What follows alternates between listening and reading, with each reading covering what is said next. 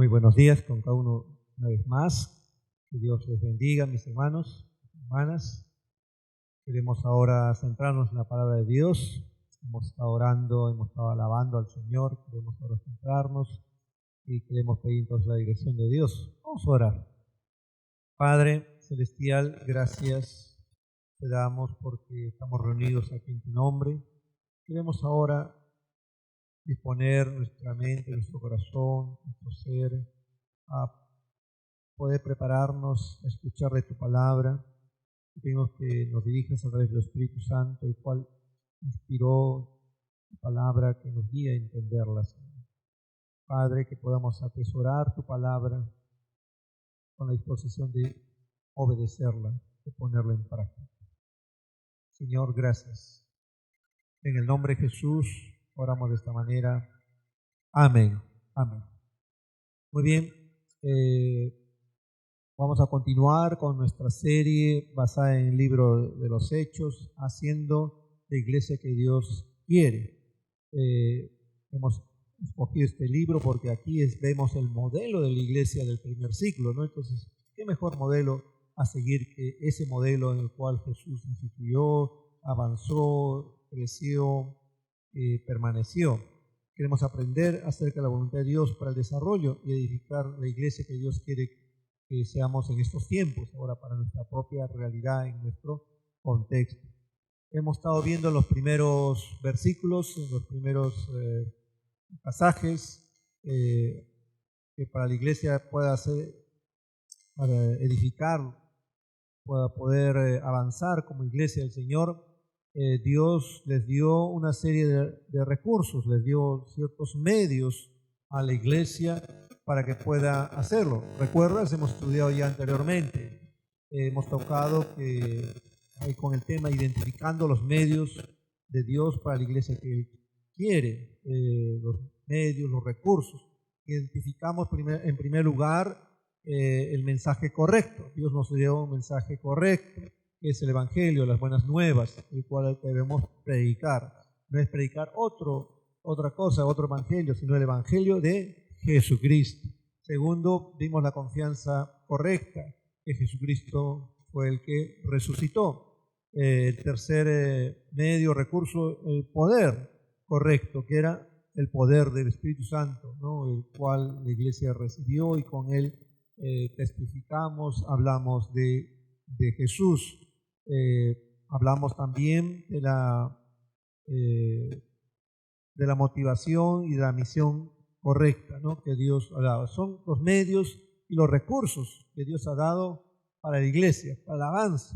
Sin embargo, para tener éxito en la edificación de la iglesia, no solo se debe hacer uso de los recursos que Dios nos ha dado para lograrlo, sino también debemos respetar los fundamentos, las bases, en la cual se debe edificar un edificio, ¿no? Vimos un edificio, no solo hay que tener la arena, el cemento, el fierro, la piedra chancada, sino también hay que tener una base al edificar, al hacerlo, hay que poner bases firmes, cimientos sólidos, firmes, ¿no? Que cuando venga un temblor, cuando venga algún embate de la naturaleza, el edificio esté firme, no caiga, ¿no? Entonces, esas bases tenemos que nosotros tenerlas en cuenta, respetarlas como iglesia para poder edificar correctamente. Entonces, eso estuvimos viendo la semana pasada, identificando los fundamentos para hacer la iglesia que Dios quiere, las bases, los fundamentos que Dios quiere. Mencionamos que el primer fundamento era, ¿cuál? La obediencia, ¿se acuerdan? La obediencia, el cual nosotros tenemos que tener como base, fundamento para edificar la iglesia. Dijimos que también a su vez había que ir pensando en nosotros en forma personal y como familia. ¿Qué bases estamos poniendo? Fundamentos, cimientos para nuestra propia edificación como persona, como familia y lógicamente como iglesia. Además, mencionamos características de la obediencia a Dios. Primero dijimos que la obediencia a Dios es por amor. ¿Por qué debemos obedecer? Por amor. Sin amor a Dios no hay obediencia. Lo que impulsa la obediencia es el amor a Dios. Eso es lo que tenemos que tener en cuenta. Por amor debemos siempre obedecer a Dios. Segundo aspecto que vimos o característica, el obedecer a Dios es mejor que hacer sacrificios. Un sacrificio sin estar respaldado con una vida de obediencia no es aceptable para Dios. Nuestra asistencia a la iglesia, el orar, el hacer ayunos, nuestros cánticos en los cultos, nunca deben reemplazar nuestra obediencia. No podemos justificarnos y decir, no, pero yo estoy haciendo esto. Pero si no obedeces a Dios, todo lo que hagas es vacío, es hueco. Lo que más le importa a Dios es nuestra vida de obediencia. Una tercera característica que vimos, el obedecer a Dios trae dicha, trae bendición. El verdadero gozo es el producto de una vida de obediencia. Si un cristiano no está disfrutando de su cristianismo, el problema se puede resumir en una palabra: desobediencia. Si tú estás en desobediencia en tu vida cristiana, no pretendas que tu vida cristiana sea una vida de vida abundante, una vida en la cual estés sintiéndote dichoso, gozoso, si hay desobediencia. A veces el problema, decimos, pero ¿por qué me va así?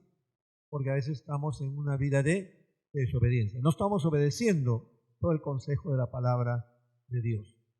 ¿Cuál es la solución? Ser obedientes. Cuarta característica vimos es que el obedecer a Dios demuestra nuestra fe. Obedecer a la voluntad de Dios demuestra la realidad de fe de una persona en Dios. Un ejemplo vimos de Abraham. Abraham, el padre de la fe, Dios le llamó, le dijo, le ordenó que dejara su tierra, su parentela y vaya a la tierra que él estaba prometiendo, ¿no? La tierra prometida. Dios le prometió que iba a ser bendito por su descendencia, iba a ser multiplicada en gran manera. Dios le estaba dando promesas, pero le dijo, ve. Entonces, él por fe obedeció. Le creyó a Dios y se movió, obedeció a Dios.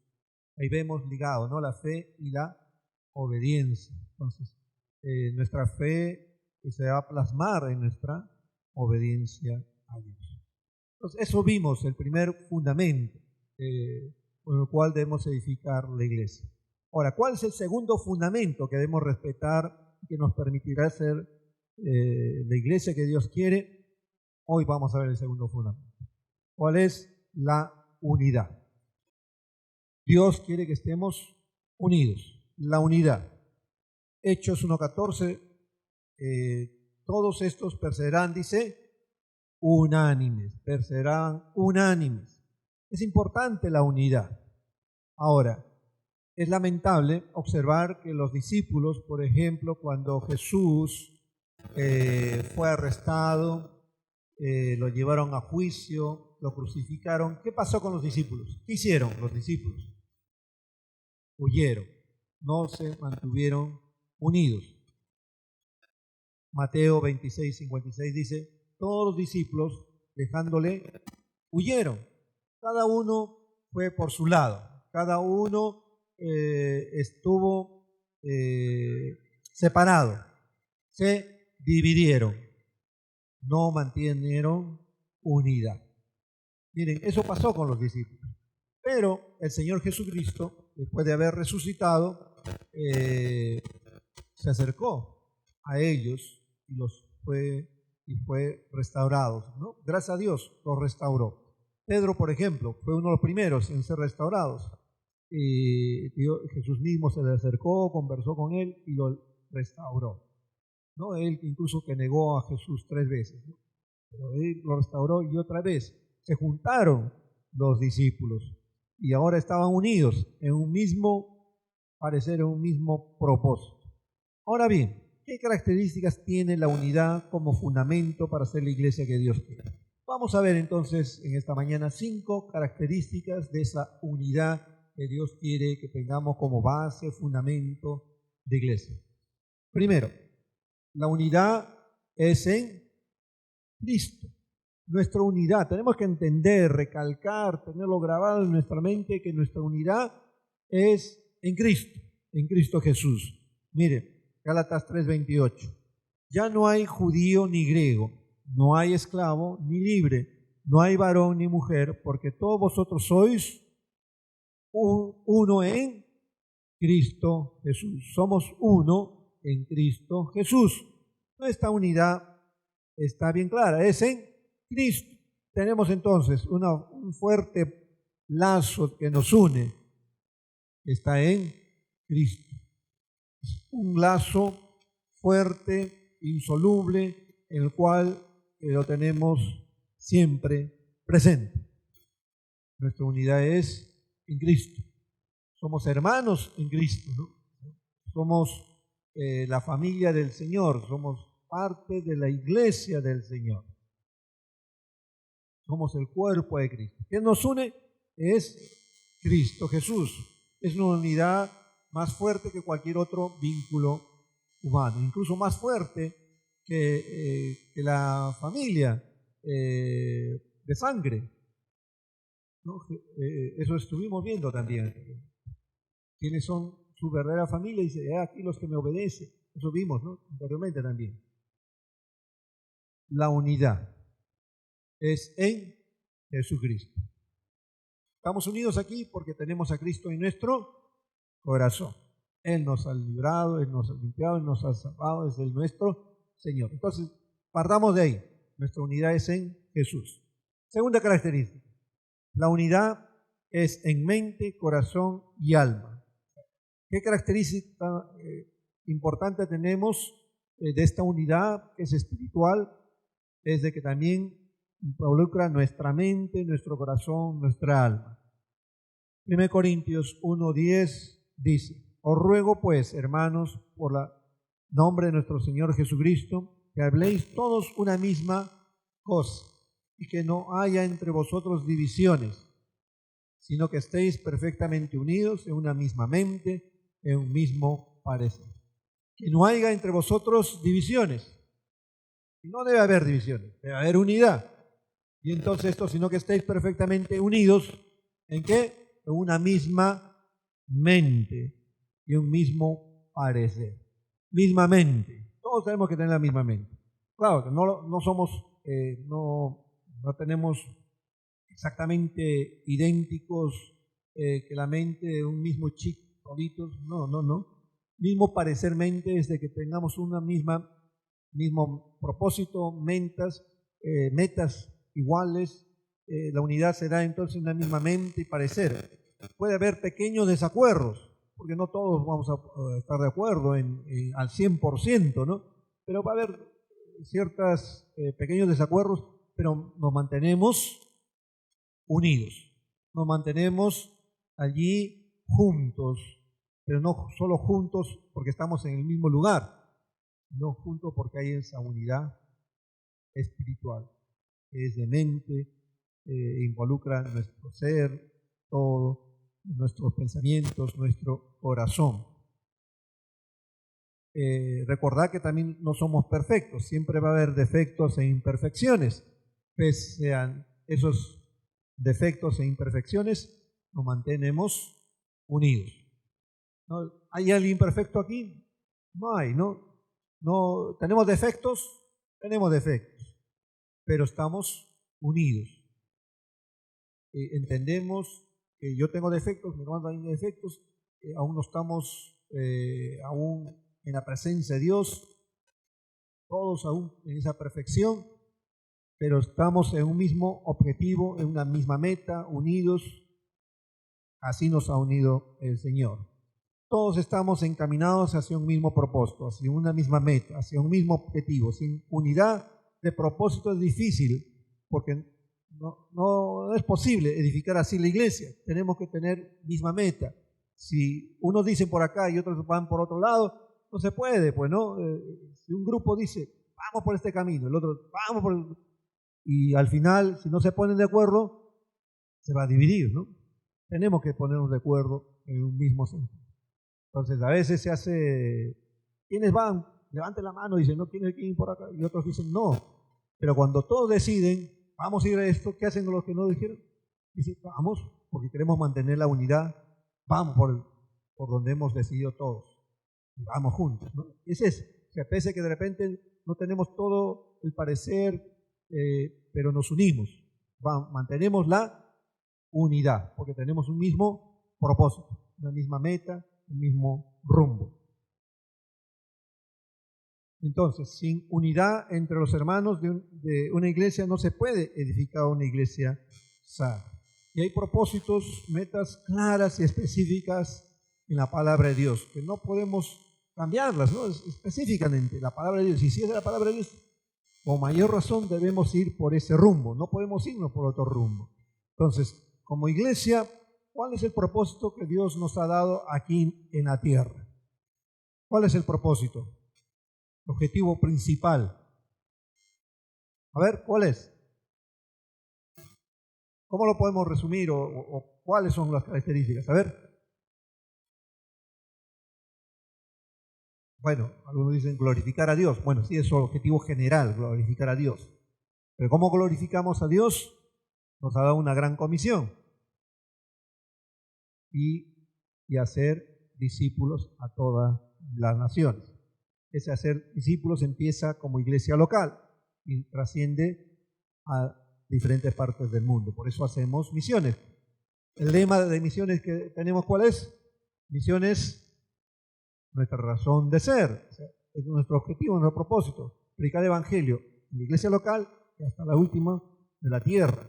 Y al predicar la iglesia local y hacer discípulos, eso implica que vamos a llevar el evangelio, vamos a hablar de Jesús a las personas, pero las personas que se convierten o deciden seguir a Jesús, no solo es que decidan, sino sean verdaderos discípulos de Jesús, o sea, verdaderos seguidores de Cristo. Y eso implica no solo asistir a la iglesia, implica la vida. Nuestro estilo de vida sea como Jesús. Esa es la meta, ser como Jesús. ¿Ese es común a cada uno de nosotros o no? ¿Eso nos une o no? ¿Tenemos ese mismo propósito? ¿Tenemos esa misma meta, ese mismo objetivo? Amén. Sí, tenemos ese mismo propósito. Y ahora que empezamos este año, también tenemos metas que nos ponemos como iglesia en las redes, ¿no? Ahora, por ejemplo, ¿qué meta queremos lograr este año? A ver, por lo menos díganme dos objetivos que tenemos. Uno es comprar este local, ¿no? Tenemos ese deseo, esa meta, pero todos tenemos que estar con ese pensamiento, esa misma mente, ese mismo propósito. Lo otro es, si ahora somos 200, ¿cuántos queremos lograr? ¿Mantenernos 200 o queremos crecer en número y crecer espiritualmente también, ¿no? Lógicamente. Pero ¿cuántos? Hasta el fin de año, por ejemplo. ¿Pero cuántos? ¿Cuántos quisiéramos que seamos? A ver. Si somos 200, ¿cuántos a fin de año? 400, 300, dicen algunos. ¿No? Nos ponemos esa meta. Por ejemplo, 300 a fin de año. Pero para hacer 300, entonces, ¿qué tenemos que hacer? Todos nos tenemos que involucrar, tener una misma mente, un mismo propósito, un mismo objetivo. Y dentro de la iglesia tenemos 5 propósitos de Dios. Es lo que saben. 5 áreas en las cuales nos desarrollamos. ¿Cuál es? Primero, que tiene que ver con el adorar a Dios.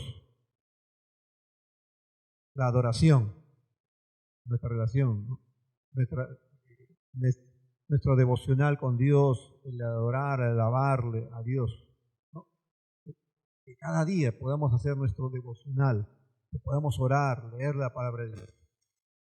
Luego tenemos el que es el evangelismo, evangelizar, ganar almas para Cristo, ¿no? Debemos proponernos cada mes traer un invitado en cada reunión, a los domingos, en las reuniones de célula, reuniones de las redes, ¿no? Invitados, ¿no? No solo invitados, sino hablarles de Jesús a ellos, ¿no? Discipular. En la vigilia fuimos desafiados a que cada uno debemos tener por lo menos un discípulo, ¿no? Lograr este año un discípulo. Si queremos lograr esta meta de ser más, tenemos que discipular. Es la tarea. Y se decía, que Pablo decía a los que discipulaba, mis hijos espirituales. Tener por lo menos un hijo espiritual, ¿no? En el cual guío, lo conduzco este año. Esa debe ser nuestra meta.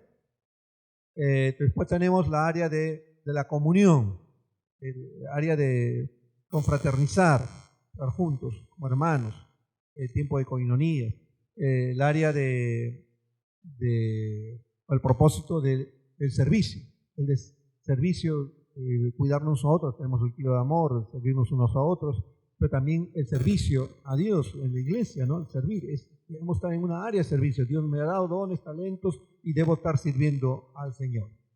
Y si no estoy sirviendo este año, esa es mi meta, servirle al Señor.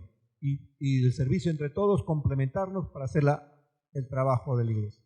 Esa debe ser nuestra meta, esos deben ser nuestros propósitos. Eso nos une. ¿Está bien? Tenemos esa unión. Todos estamos encaminados hacia un mismo propósito, hacia una misma meta. Entonces. Es decir, unidad en una misma opinión, en un mismo modo de pensar. Todos tenemos que tener el mismo pensamiento. Hechos 4:31 dice, cuando hubieron orado, el lugar en que estaban congregados tembló, y todos fueron llenos del Espíritu Santo, y hablaban con denuedo la palabra de Dios. La multitud de los que habían creído eran de un corazón y un alma, y ninguno decía ser suyo propio nada de lo que poseía, sino que tenían todas las cosas en común. Dice que la multitud de los que habían creído eran de un corazón y un alma. ¿Cómo podía ser esto? Toda una multitud podían ser de un corazón y alma. La unidad ayuda mucho para que la iglesia creciera.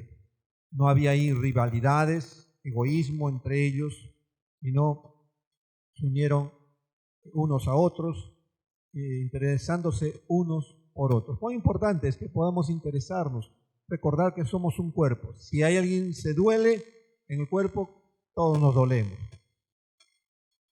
Visitarnos, el de saber si alguien no vino, por qué ir a visitar, llamarlo, ¿no? Eso es parte de la unidad de Cristo. Si alguien está también ha hecho un logro, algo feliz, también los demás se unen, ¿no? Eso es parte de la unidad, ¿no?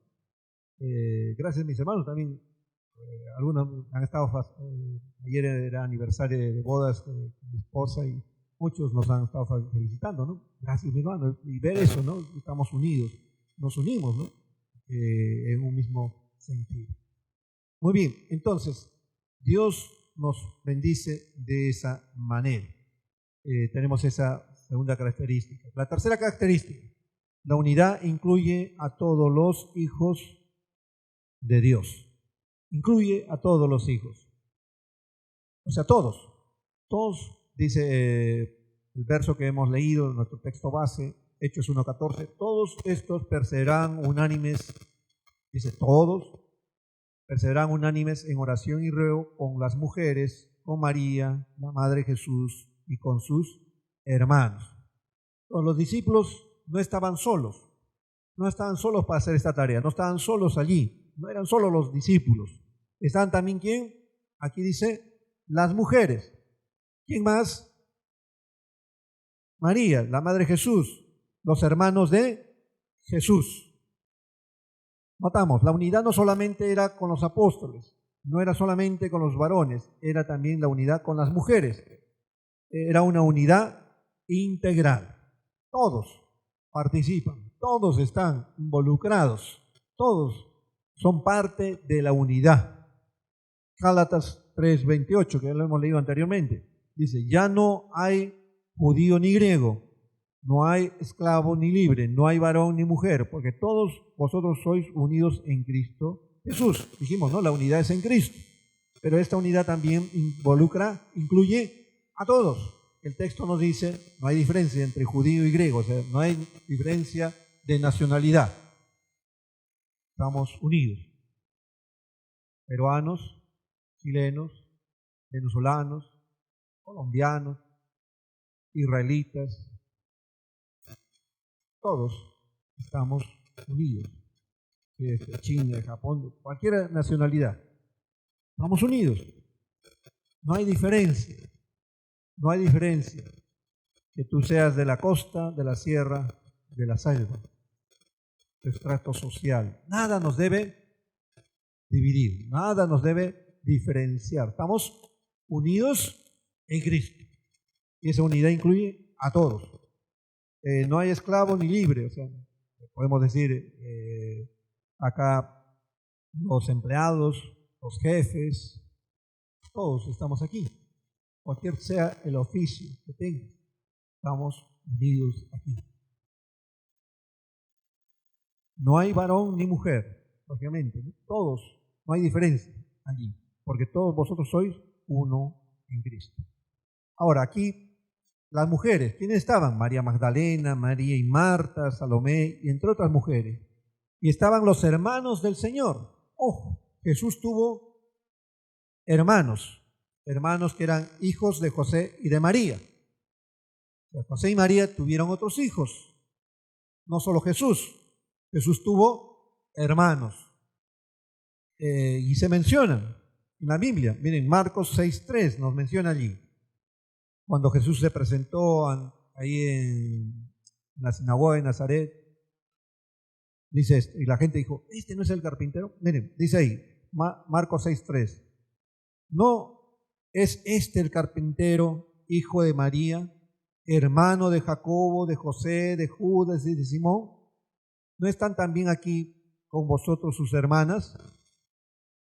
Y se escandalizaban de él. Lo conocían, pues, ¿no? Porque él vivió en Nazaret. Conocían, ¿no? El oficio de su papá, que era carpintero. No está acá. No es el carpintero. Acá no están sus hermanos, Jacob. Ojo que cuando la Biblia habla de nombres, hay que estar seguros de los nombres que tenemos. Jacobo, hay varios Jacobos en la Biblia, ¿no? En el Antiguo Testamento hay un Jacobo. Jacobo, el apóstol. Jacobo, el hermano de Jesús. Ya vi varios Jacobos. Como también hay Judas. No hay el único Judas. Judas Iscariote es uno, pero hay otros Judas. Y hay uno que es Judas, el hermano de Jesús. Simón, igual, hay varios Simón. Y así. Juanes también, hay varios Juanes. Entonces, uno tiene que ver a cuál se está refiriendo en el texto bíblico cuando se menciona. Entonces, aquí Jacobo o Santiago es el autor del libro de la Biblia, Santiago, ¿no? En la epístola de Santiago. ¿Quién es? El hermano de Jesús. Este fue un líder en la iglesia en Jerusalén. Uno de los primeros líderes de la iglesia en Jerusalén fue justamente Jacobo o Santiago, uno de los grandes líderes que se levantó en Jerusalén. Luego tenemos otro hermano, Judas, que también escribió otra carta, la carta de Judas. Ese es el hermano de Jesús. Ellos, ojo, al inicio ellos no creían en Jesús. Cuando Jesús predicaba, ellos no le creían. ¿No? A veces como cuando uno habla, te conviertes y a veces no te cree tu familia, pues al inicio, ¿no? Y así le pasó a Jesús.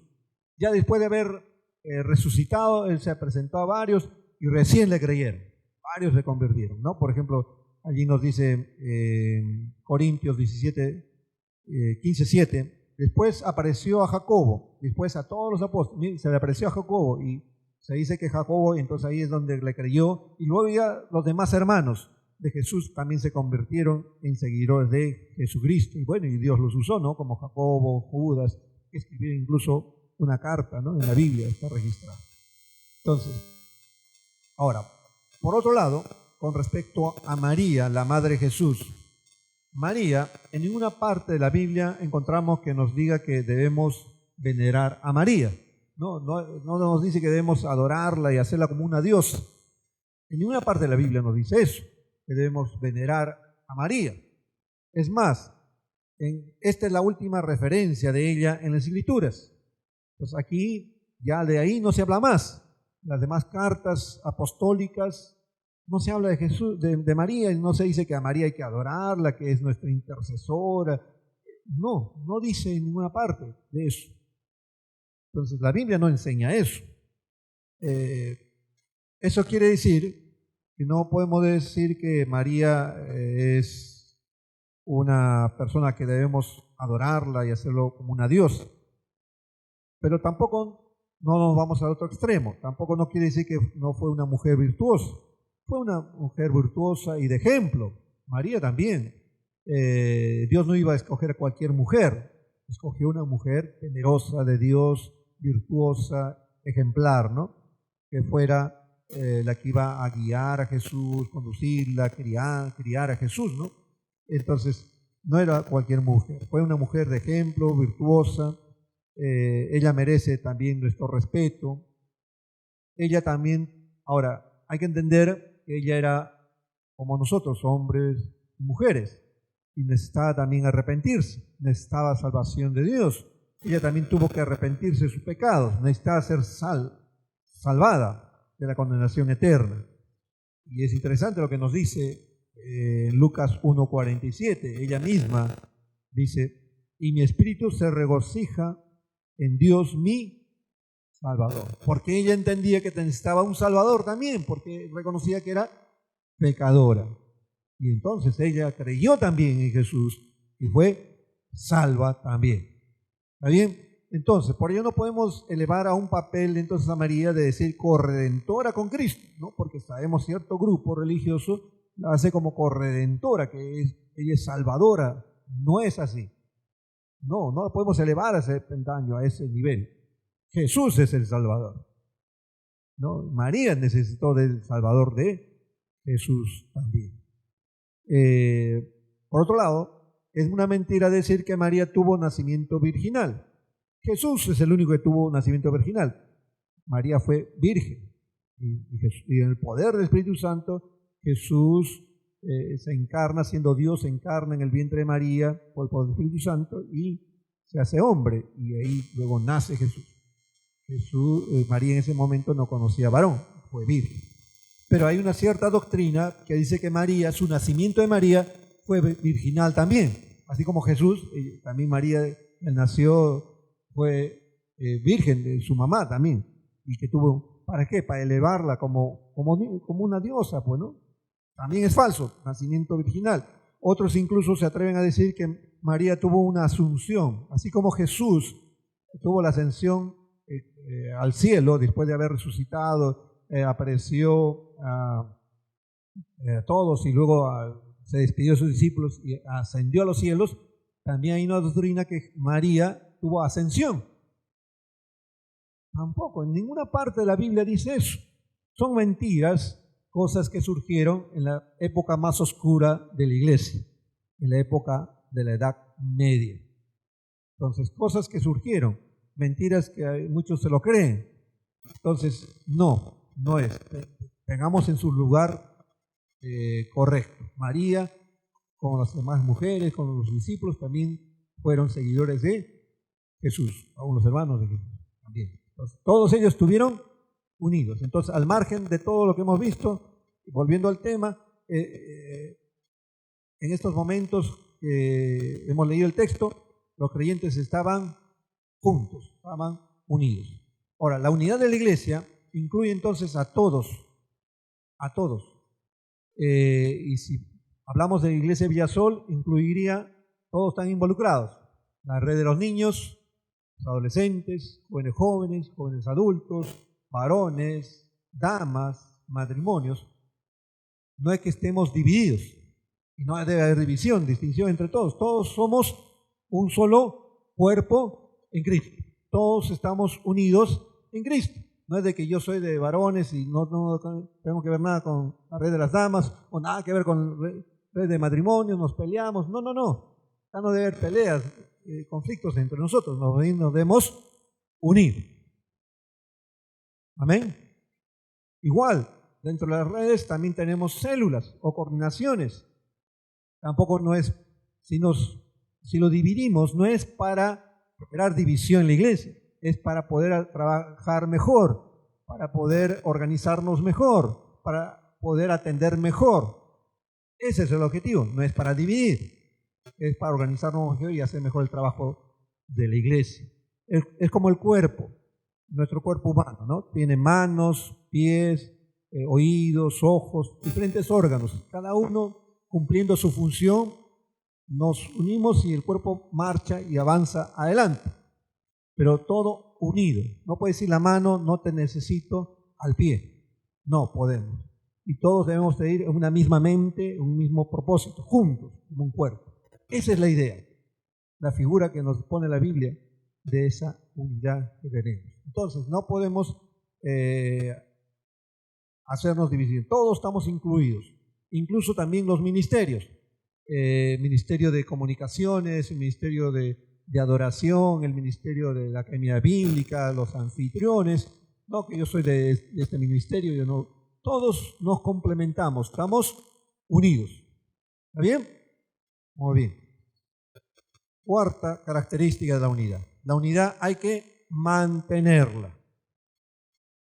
Efesios 4:3 dice: solícitos en guardar la unidad del Espíritu en el vínculo de la paz. Un cuerpo y un espíritu, como fuisteis también llamados a una misma esperanza de vuestra vocación. Dice, solícitos en guardar la unidad del Espíritu. Solícitos, es decir, prontitud, rapidez, rápido, inmediatamente, con diligencia, solícitos a guardar la unidad, cuidar la unidad. Ahora, nosotros no producimos la unidad, nosotros no generamos la unidad, los creyentes no producen la unidad ya la tenemos, ya nos los dio Jesús. Estamos unidos en Cristo. Y aún, es más, cuando hemos recibido a Jesús como Señor y Salvador, tenemos a Cristo en nuestro corazón, tenemos el Espíritu Santo que está en nosotros, es el que nos une a nosotros. O sea, ya la unidad está dada. Nosotros no tenemos que generar unidad, no es decir, vamos a unirnos. Ya estamos unidos en Cristo. La unidad ya está dada por Cristo. Desde el momento que tú aceptaste a Cristo, ya eres parte de la iglesia, ya eres parte del cuerpo de Cristo, ya eres parte de la familia de Dios, ya eres un hijo de Dios, ya estás unido, ya estás integrado, ya estás allí. Entonces, ¿cuál es nuestra responsabilidad? ¿Qué es lo que tenemos nosotros que hacer? ¿Qué nos toca? Ahí lo dice el texto, guardar la unidad, cuidar la unidad, mantener la unidad. Esa es nuestra responsabilidad. Guardar, cuidar, mantener la unidad. Y es la responsabilidad de cada uno de nosotros. Si ves a alguien que está generando división en la iglesia, ¿qué tienes que hacer tú? ¿Qué tienes que hacer? No quedarte y mirar, se está dividiendo la iglesia, o este hermano está causando división. Es mi responsabilidad de cada uno de nosotros de guardar, cuidar la iglesia. Si alguien está generando, un momentito, lo que tú estás diciendo está mal o tu actitud es incorrecta, estás dividiendo la iglesia, no debes hacerlo. Tú tienes que hablar o ir con otro hermano. Acompáñame, mira, el hermano está haciendo algo mal, vamos, ¿no? Hablemos con él, o informar con el pastor y vamos con el pastor o con un líder, ¿no? Pero no debe haber. Tenemos que cada uno de nosotros resguardar, cuidar, vigilar que se mantenga esa unidad en la iglesia. Esa es nuestra responsabilidad. Eso debemos hacer. Entonces, la unidad es un fundamento importante de la iglesia. Si no hay la unidad, estaríamos edificando sin una base firme. Que cuando vengan dificultades, problemas, la iglesia no va a estar firme. Tenemos que mantener la unidad. Y esa es responsabilidad de cada uno. Dile a tu hermano, es tu responsabilidad y la mía guardar la unidad de la iglesia. Dile. Tu responsabilidad y la mía guardar la unidad de la iglesia. Sí, ese es. Entonces, eso implica también que debemos esforzarnos en guardar la unidad de la iglesia. Cuando dice la palabra guardar, aquí tiene una connotación militar, ¿no? En el contexto se refiere a guardar a los prisioneros. Un soldado romano que tenía la responsabilidad que le daba un preso, tenía que guardarlo, cuidar, que no se escape, que no se fugue. Si se escapaba, incluso su vida dependía de ello. Entonces tenía que poner todo su esfuerzo, todo de sí para resguardar, cuidar. Esa misma connotación, esa misma fuerza nos toca a nosotros. Guardar, velar la unidad de la iglesia, protegerla, que no pase nada, sino va a haber consecuencias. Y a veces las consecuencias lo sufren muchos los demás. ¿No? Es lo que está pasando, por ejemplo, en Ecuador ahora, ¿no? No han guardado y han escapado un montón de presos, ¿no? Todas las consecuencias. Nosotros tenemos que velar, cuidar la unidad de la iglesia. Filipenses 1:27. Solamente que os comportéis como es digno del Evangelio de Cristo, para que o sea que vaya o ver, para que o sea que vaya o veros que esté ausente, oiga de vosotros que estéis firmes en un mismo espíritu. ¿Qué dice? Firmes en un mismo espíritu. Es el deseo, ¿no?, de Pablo, de iglesia que quiere. Y algo más, combatiendo unánimes por la fe del Evangelio. Combatiendo, esforzándote, haciendo todo. Y si hay alguien que está contra la iglesia, yo me esfuerzo para que no se dé. Yo más bien mantengo la unidad. Todos tenemos la misma, ahora, todos estamos en una misma carrera de la lucha. Luchar juntos para llegar al mismo objetivo. Ya dijimos, tenemos una misma meta, propósito, objetivo, y juntos vamos, es como una maratón en la cual queremos llegar todos a la meta de la maratón. Pero en esta maratón una característica es que debemos ayudarnos. No es de que a alguien le pongo cabe, el que no llegue, yo quiero llegar nada más. No, nos ayudamos. Si ves que alguien está ahí en el camino, lo animas, lo levantas. Juntos vamos luchando, avanzando. Tenemos un enemigo en común, el Satanás, el mundo, la carne. Luchamos juntos contra el enemigo en común. Avanzamos. Debemos luchar juntos. Si uno se cae, entonces el otro lo apoya, nos levantamos. Muy bien. Ahora, vamos a identificar algunos factores rápidamente que rompen la unidad de la iglesia. ¿Qué factores pueden ocasionar y pueden romper la unidad de la iglesia que debemos tener en cuenta? Satanás ataca la unidad de la iglesia para dividirla, ¿no? Lógicamente, el enemigo está ahí tratando de atacar continuamente por todos los medios habidos y por haber para dividir cada iglesia local. Es triste cuando una iglesia se divide, el daño que se ocasiona. Hemos escuchado, hemos visto noticias de iglesias que por algún motivo se han dividido. Detrás de eso el enemigo no se ha encargado de ver debilidades en las personas y ocasiona, trata. Y hay iglesias que realmente se dividen. Se va un grupo de hermanos con cierto líder y forman otra iglesia. Se van o dejan la iglesia y se dividieron, ¿no?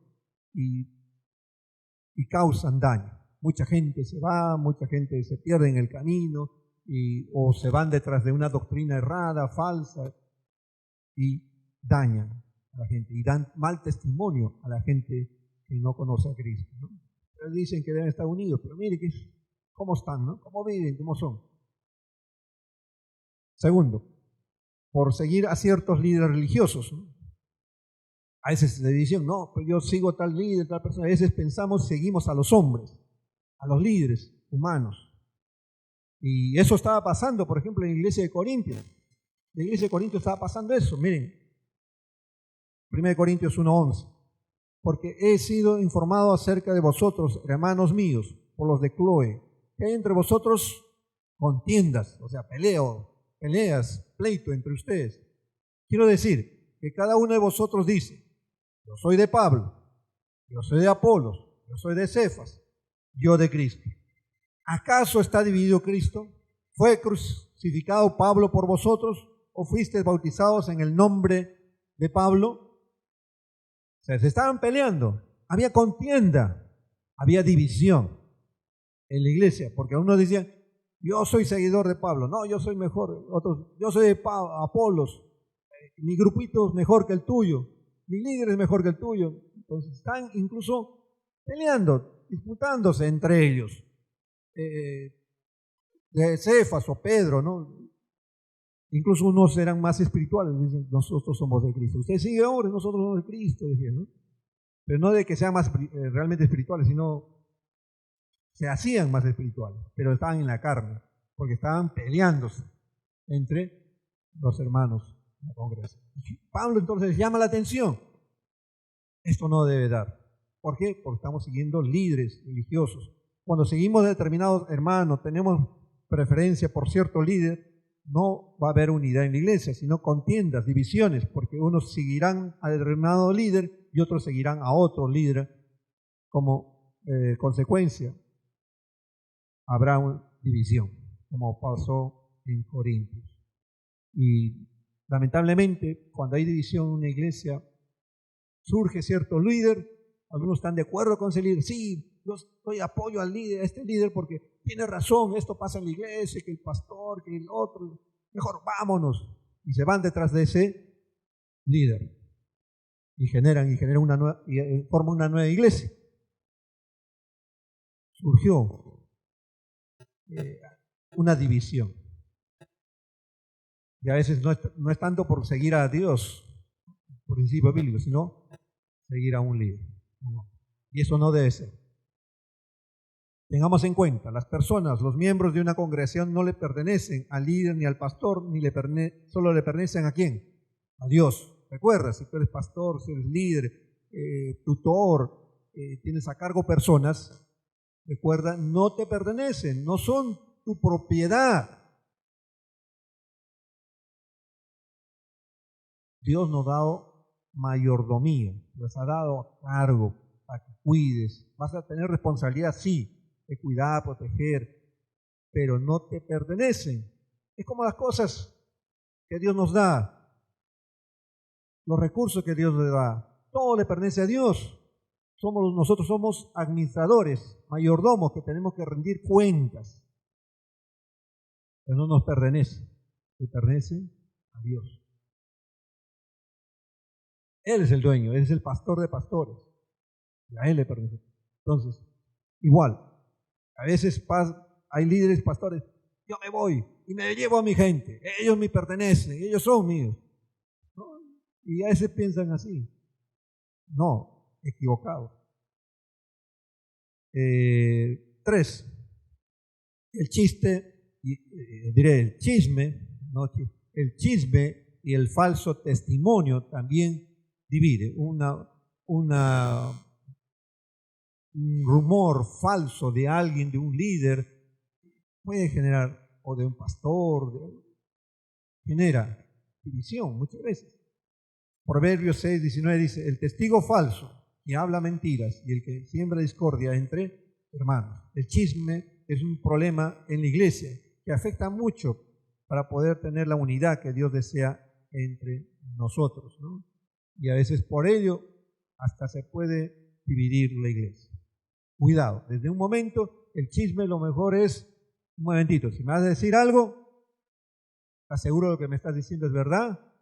Mejor habla, y si vas a hablar mal de una persona, mejor, ¿ya le dijiste a él? ¿Ya hablaste con esa persona? Antes que me lo digas. Pues, ¿sabías que hermanito tal ha hecho esto? Así, dime. Queremos el chisme, ¿no? No. Ya te lo digo para orar, ¿no? A veces lo dicen por ese sentido. No solamente decía eso, para que apoyes en oración. Cuidado con el chisme. Puede generar división. La falsa doctrina, según Tesalonicenses 3:6, pero os ordenamos, hermanos, en el nombre de nuestro Señor Jesucristo, que os apartéis de todo hermano que ande desordenadamente, y no según la enseñanza que recibiste de nosotros, que no sigue la enseñanza. Muchas de estas divisiones en la iglesia es por falsa doctrina. Algo que no está en la Biblia. Dice, yo he encontrado algo nuevo, una experiencia espiritual, esto debe ser, miren, acá no hay, la iglesia no hay, aquí no hay fuego, acá no hay nada, no hay esto, el otro. Y entonces dice, no, mejor vamos, aquí tal líder, tal hermano está mejor, que está avanzando. Esta es la verdadera iglesia, o esta es la verdadera doctrina. Y pensamientos que no están en la Biblia realmente. Y van, y salen detrás de eso. Doctrinas.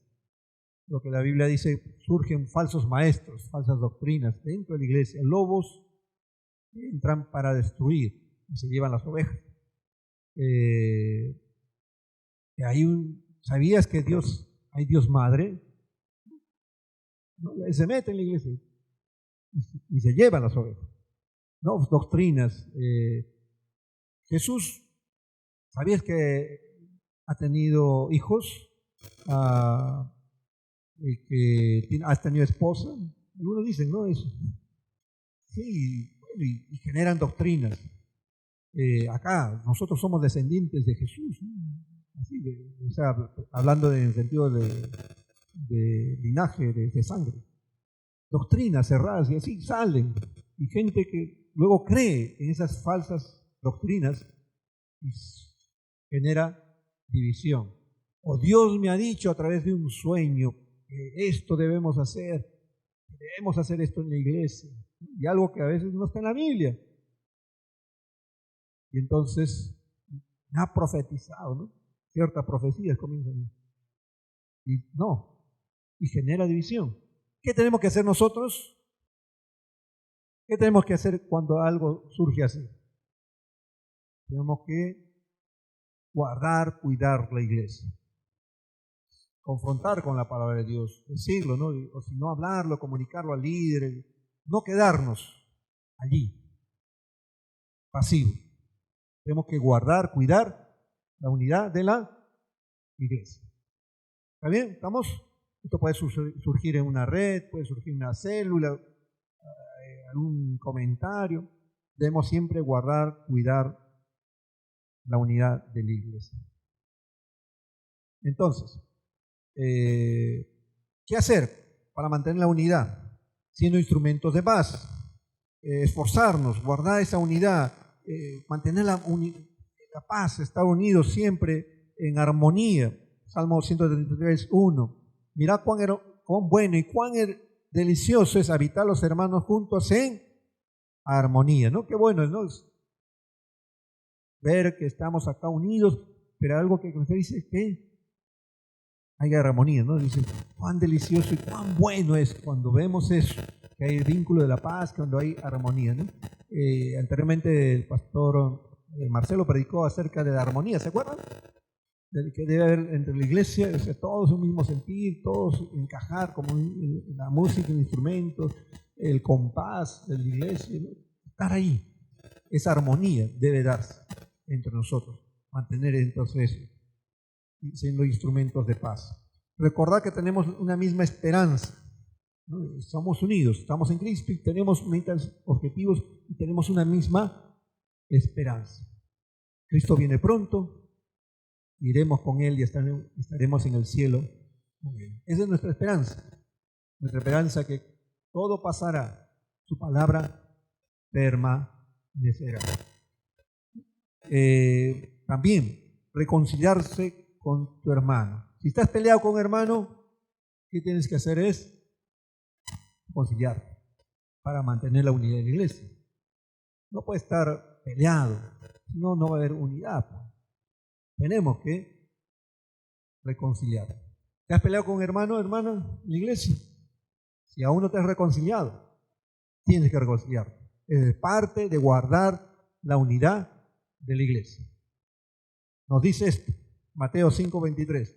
Por tanto, si traes tu ofrenda al altar y allí te acuerdas que tu hermano tiene algo contra ti, incluso no solo que tú eres el que te has peleado, sino que tu hermano se peleó algo contra ti, deja allí tu ofrenda delante del altar y anda y reconcíliate primero con tu hermano y entonces ven y presenta tu ofrenda. Está hablando de prioridad, o sea, está hablando de la importancia, que a veces es más que estés sirviendo, que haciendo las ofrendas, que haciendo diferentes actividades dentro de la iglesia, pero de nada sirve si no te has reconciliado con tu hermano.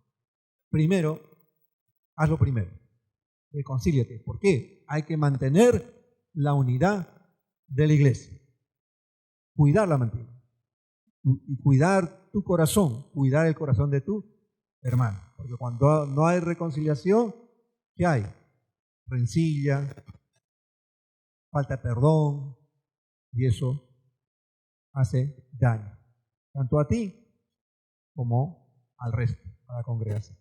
Reconcíliate. 4. Teniendo un mismo sentir. Filipenses 2:2. Completad mi gozo, sintiendo lo mismo, teniendo el mismo amor, unánimes, sintiendo una misma cosa. ¿No? Se recalca, ¿no?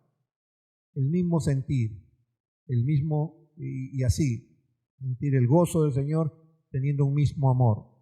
Y esto nos lleva al último característica. La unidad testifica.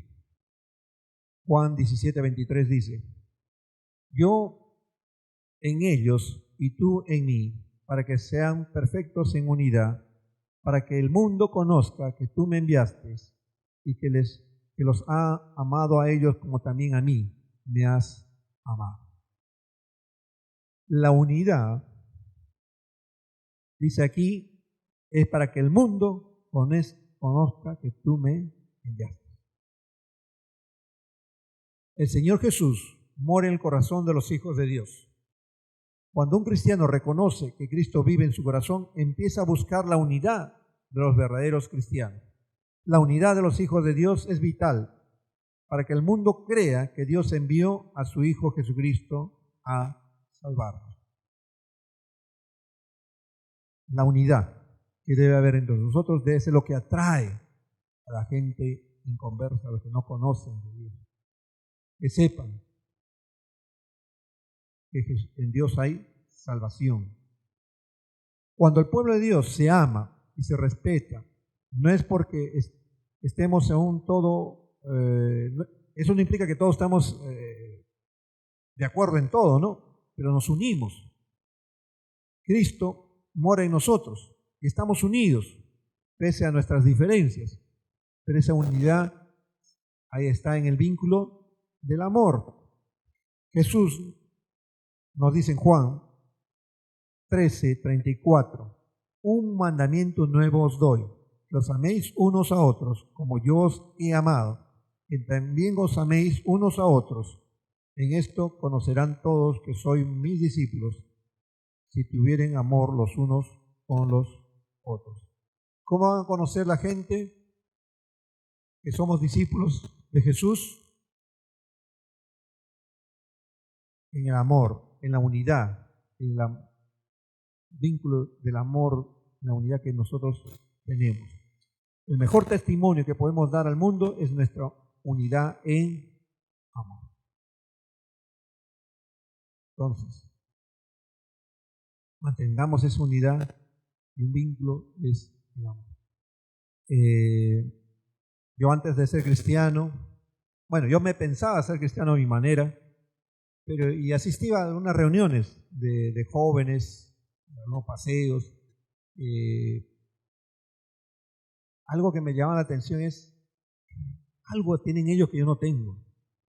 Miraba la unidad que tenían, miraba cómo se amaban entre ellos, y eso me atrajo, ¿no?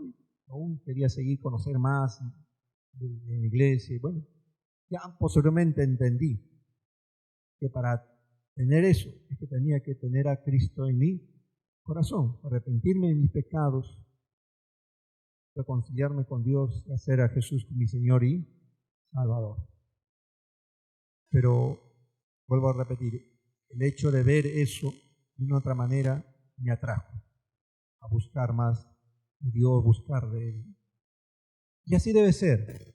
Nosotros, la unidad, el amor que debemos tener entre nosotros debe atraer y debe dar testimonio a la gente que cuando venga acá encuentra ese ambiente de armonía, ese ambiente de unidad, y que tenga el deseo de seguir viniendo, ¿no? No que venga acá y digo, no, ya no quiero volver a esa iglesia porque ahí no veo que sean los hermanos unidos, que no haya amor.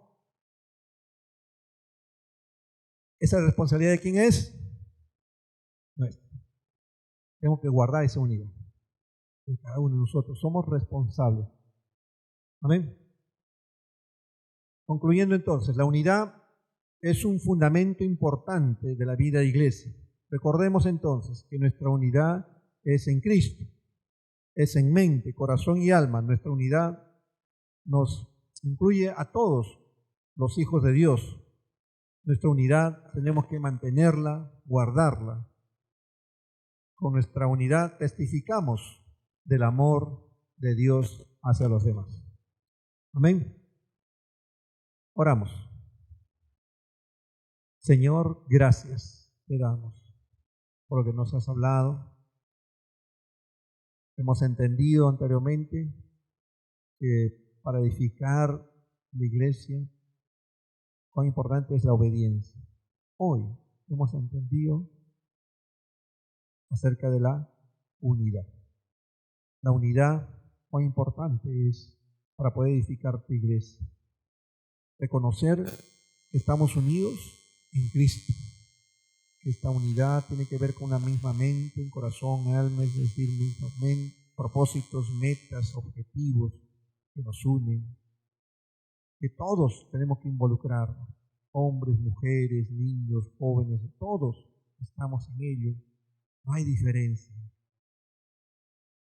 Tenemos que todos ser responsables de mantener, guardar, cuidar esta unidad. Y que de tal forma que la gente vea y que esta unidad testifique de tu amor, de que tú eres. Mucha gente aún así te conozcan a ti como el Señor y Salvador. Y que ellos sean parte ahora de esta unidad, que sean parte de tu pueblo, de la iglesia, que sean hijos de Dios. Permítenos que seamos nosotros esos canales de bendición. Gracias te damos. En el bendito nombre de Jesús.